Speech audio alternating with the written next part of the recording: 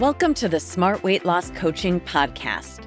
I'm Dr. Lisa Olson, a board-certified weight loss medicine specialist and certified life coach. In this podcast, I'll share fresh insights and effective techniques for incorporating mindset, habit change, and proven science into your life. Are you ready to achieve sustainable weight loss, wellness, and longevity? Then let's jump in and lose weight the smart way. Welcome back. Before I jump into this week's episode, I wanted to share that I just got back from a day in Lake Geneva, Wisconsin. This tree-lined lakefront community is where we're holding our Women's Wellness Retreat this fall. The retreat is an opportunity to unwind, to meet and connect with other women, and to listen to some amazing speakers who are going to share their insights into how we might live happier, healthier, more balanced lives. There will be some downtime so you can connect with other women throughout the weekend or take some time for spa treatments or some solitude.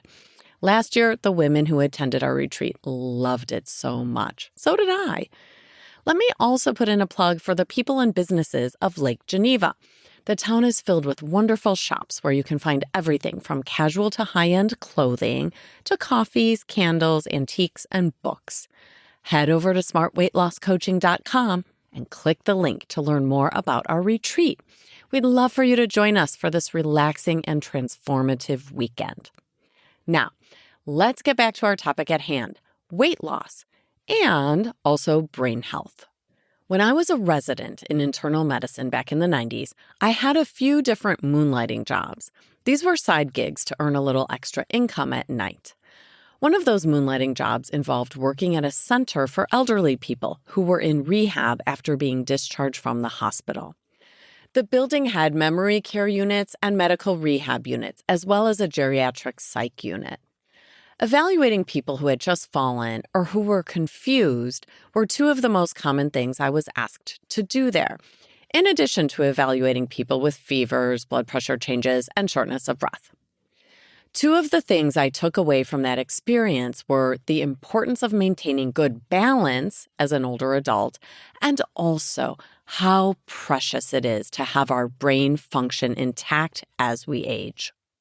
We'll talk about balance in another episode, but today I'd like to focus on our brains and what healthy brain aging has to do with weight loss. Excess weight has been identified as a risk factor for dementia, and so too has consumption of ultra-processed foods. There was a study published in 2020 funded by the National Institute on Aging. Researchers analyzed a group of participants from the English Longitudinal Study of Aging, which is cutely abbreviated ELSA. These people were at least 50 years old when they enrolled in the study. Baseline measurements, including body mass index and waist size, were collected. The participants were followed up on average 11 years later to determine whether they had developed dementia. To sum it up in a nutshell, a BMI over 30 correlated with a higher rate of dementia. The link between obesity and dementia was independent of whether a person was a smoker, had high blood pressure, diabetes, or carried a gene that increased their risk for Alzheimer's disease. I've mentioned before, but it bears repeating, that I'm sorry the medical term for a BMI of 30 or higher is obesity. When I talk about the research, I'll often use these terms interchangeably, but I prefer to say excess weight, which carries less stigma in our society. I'm definitely a proponent of changing the terminology. Moving on to other studies, we know that carrying excess weight when your age is 35 to 65 can increase your risk of dementia by 30%. 30%! What I glean from this data is that excess weight is a major modifiable risk factor for dementia, and we should be thinking about prevention of dementia as early as our 30s, if not before. When you think about what you'll be like in your older years, like me, you probably hope to be as mentally or cognitively sharp as possible. Wouldn't it be amazing to be one of those seniors who is described as being sharp as a tack?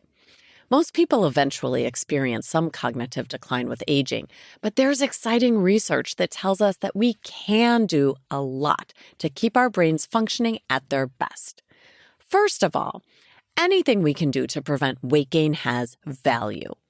No one thinks weight maintenance is all that sexy, but if we did nothing more than hold our weight exactly where it is today and avoid gaining further weight, we'd be doing our future selves a big favor.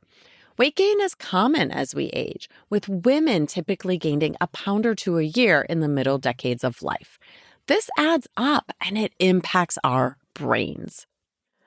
Though there aren't yet studies telling us for sure that weight loss will lower our risk of dementia, if you're carrying excess weight and your BMI is over 30, why not address that chronic progressive condition with appropriate treatment? Such treatment might include medication, metabolic or weight loss surgery, nutritional changes, and other lifestyle interventions that we've discussed in previous episodes. What I find fascinating is that many of the same lifestyle or behavioral interventions that support weight loss also help to reduce the risk of dementia. These include the following 5 things. Number 1, physical exercise. No surprise there. We know that exercise helps reduce weight gain with aging, and it improves blood flow throughout the body, including blood flow to the heart and the brain. Number 2, active leisure activities. How we spend our free time matters. You've probably heard that if you exercise for an hour a day, but then sit or lie down for the other 23 hours, that's not a winning strategy to live healthier longer. Spending your leisure time in ways that engage your body and your brain matters for both your weight and your brain health. Number 3 to manage weight and reduce dementia is get good quality sleep. Number 4, limit ultra-processed foods. And number 5, increase minimally or unprocessed foods. This might seem like it's rolled into number 4, limiting ultra-processed foods, but it's really a separate issue. We want to limit the highly processed foods and increase the minimally or unprocessed foods. There was a study just published in May 2024 in the journal Neurology that addressed the role of food and dementia. In this study, they looked at over 14,000 adults without cognitive or brain impairment at baseline. 768 of those were later found to have some cognitive impairment. They found that a 10% increase in the relative intake of ultra-processed foods was associated with a 16% higher risk for cognitive impairment. Simplifying that message, eat more chips, lose more brain cells. Interestingly, those with the highest intake of unprocessed or minimally processed foods, things like salmon, broccoli, apples, they had a lower risk of cognitive impairment, a 12% lower risk. In other words, if you eat more of what people commonly call junk food, your brain function will decline, and at some point, there's no going back and repairing what's been lost. We want to prevent loss of memory and executive functioning by choosing the healthiest foods most of the time. You know my belief, nothing has to be forbidden, but I'm pretty motivated to choose smart foods to protect my brain, and I'll bet you are too. Just to make sure we're all on the same page, let's quickly review how to identify NOVA4 or ultra-processed foods. As you know, ultra-processed foods are highly manipulated. They're low in protein, fiber, and other nutrients. And they're laden with added ingredients, including sugar, fat, salt, emulsifiers, flavor enhancers, cosmetic additives, and so on. These foods are often, though not always, nutritionally bankrupt. Examples of ultra-processed foods, as we all know, are soft drinks, sweetened teas, and Crystal Light, chips, chocolate, candy, ice cream, most breakfast cereals, packaged soups, chicken nuggets, hot dogs, and fries. But also these days, NOVA4 ingredients are found in foods we may not have recognized as ultra-processed. Foods like crackers, sliced and shredded cheeses, flavored yogurts, breads, marinades, condiments, and microwavable diet meals.